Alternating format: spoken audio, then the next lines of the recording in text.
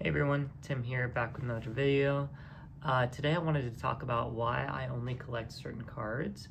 Maybe it'll help you guys figure out what you want to collect. Also talk about, setting boundaries with my collection as well. It's really helped out. Before we get into it, thanks everybody for watching.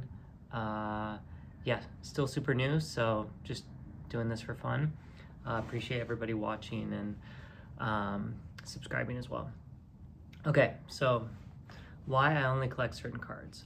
Well, I'm kind of a completionist at heart, which is very difficult in this hobby, as some of you know. There's just so many cards out there, so many great, awesome artworks, everywhere from vintage all the way up to modern. There's just so many things to collect.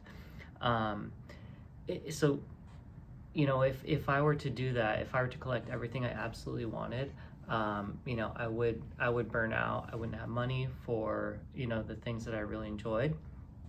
And there's just too many rare cards and grails as well.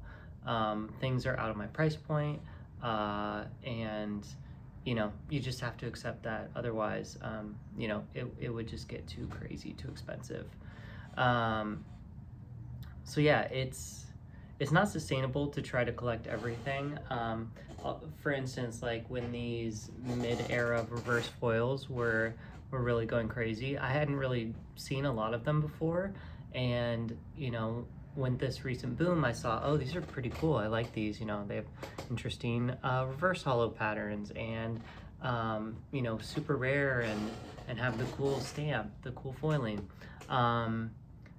But it's too much to try to collect those on top of everything else. So I really try to pare my collection down to the things that I really enjoy, and collecting binder sets as well. So things that I can collect as a sort of contained set are really fun.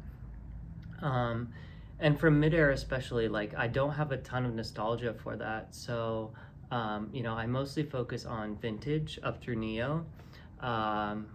I don't collect Expedition because I don't really have nostalgia for it, even though there's some really cool artworks in there. It just doesn't hit me with nostalgia like the earlier WotC sets.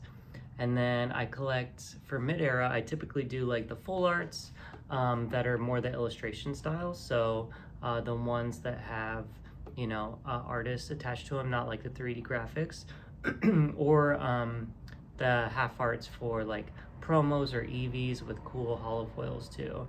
So just like a really select group of those. I'll probably do like a binder walkthrough going through my mid-era kind of black and white all the way up through Sun and Moon, so you guys can see kind of what I like to collect. Those promos are really cool. The X and Y promos are awesome. Those ones that came in the collection boxes. And then Sun and Moon, like the alt art style tag teams, and the GXs that Arita illustrated. I like to collect those too. So, I try to keep it self-contained a little bit too. Sometimes I'll discover something, and if it's out of reach, I just have to say, not this time, and that's okay, because saying no to something means saying yes to something else. So just because I don't collect every single, $1,000 grail card means that I can spend $1,000 on collecting the newest set that just came out, like Ninja Spinner or Chaos Rising, and so that's kind of what's made the hobby more sustainable for me, rather than trying to go after every single grail card out there. Also, when I collect, I typically don't collect PSA 10s. I focus on PSA 9s if I really want to display it, or I go for binder copies. And typically the binder copies are like sometimes near mint, but most of the time light play if they're older. Or sometimes I'll crack a slab to get a good deal on them as well. But I want to be in this hobby for years, so I don't want to burn out, and I want to make sure that I'm collecting sustainably as well.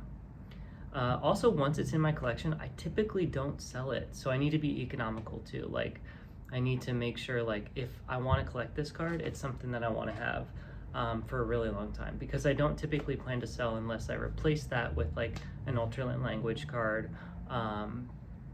as well. So yeah, usually when it's in my collection, then it's you know, the binder's kind of shut on that. So, and I'll do a video too on how I kind of fund my collection too. I do a bit of investing and selling as well, but typically I focus on more of the graded cards, a little bit of sealed too, but I'll do a video going over that on how to make the hobby a little bit more sustainable. So yeah, setting boundaries is really important.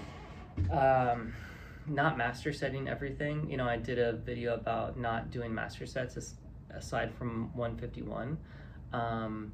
But I found that that's really helpful as well, like not trying to master set everything, just collecting illustration rares, special illustration rares for the modern sets, so that my collection really feels like it's pared down to the stuff that I really enjoy.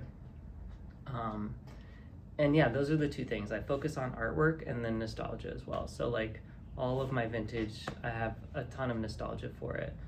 Probably my favorite set is Southern Islands, those promo cards, which I'll do another video on that too.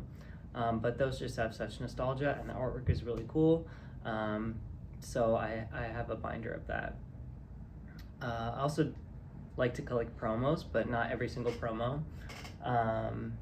There are some crazy promos, especially in Japanese, that are just out of my reach now. So in my recent trip to Japan, I collected some Japanese promos, but not the ones, you know, that were crazy expensive.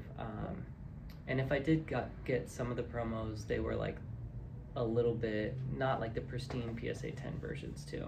So I just have this in my binder. So yeah, I have to be super selective about that. And I guess what really switched for me too is during Prismatic, you know, with the most recent boom, it was really challenging to collect everything. So I didn't want to, you know, immediately pay multiple hundreds of dollars for a special illustration rare, especially because it just came out, and I thought, oh, I'll wait a bit. You know, typically in the prior market, you waited, you know, 6 to 8 months, and then the price of singles would go down, and then you collect them. With Prismatic, it was different, and it's gotten different ever since then too. But yeah, it didn't feel good spending multiple hundreds of dollars for a new special illustration rare. So yeah, I decided, okay, this is kind of the point. Everything before that I'll collect, but after this, I'll really focus on the ones that I really want. So like Journey Together, I didn't collect all the special illustration rares because I didn't like all of the artwork on them. So, you know, just being really selective about that has helped pare down my collection and makes it something that I really enjoy looking through as well. I also only have so much space, so a binder for every set that comes out is too much. So I usually do it by eras. So like I have my Scarlet and Violet binder, I have my Sword and Shield binder, I have my mid-era binder, I have my vintage binders. You know, having a binder for every set and trying to master set them is too much too. And yeah, I also think about, how do I want to collect this? Do I want this in a binder? I really like to collect, you know, like 9 card binder displays. Those are great. Or do I want to display it on the shelf, which I'll go for like a PSA graded card. So I really try to think through that before I just go and buy like a PSA 10 of it and realize I don't have space on my shelf to display this. I typically only buy PSAs, graded cards, for when I want to display them. Otherwise, I buy them for an investment to sell later, but I'll do another video on that. I'm also constantly finding new small sets to collect. So this is hard. Like, for instance, the most recent set that I found was the Ashes Pikachu, the Sun and Moon promos. I just thought the story on it was really cool. It was promos for the movie. So, and there were 9 cards too that you could make a really cool binder page out of. So I'm actually getting those shipped in. I'll show you guys once I get that in. But those were like relatively inexpensive, and it's just a little set that I could collect and add to my binder, which was really fun. So yeah, hopefully you guys found that useful. That's kind of my strategy and what I found works for me on a budget. I'll go over another video on kind of how I make this hobby more sustainable. The longer that you're in this hobby, the easier it is to make it sustainable. because you'll collect cards and then the price will go up and then you'll be able to sell them, which also helps fund the collection. So I'll do another video on that, but yeah, I think the main thing from this video is just making sure to set boundaries, set a budget, make sure you're not trying to go after too much, and just really focus your collection in on what you enjoy yourself. And that way your collection is focused on you too. So, all right, hopefully you guys like that. Yeah, stay tuned for another one. Bye.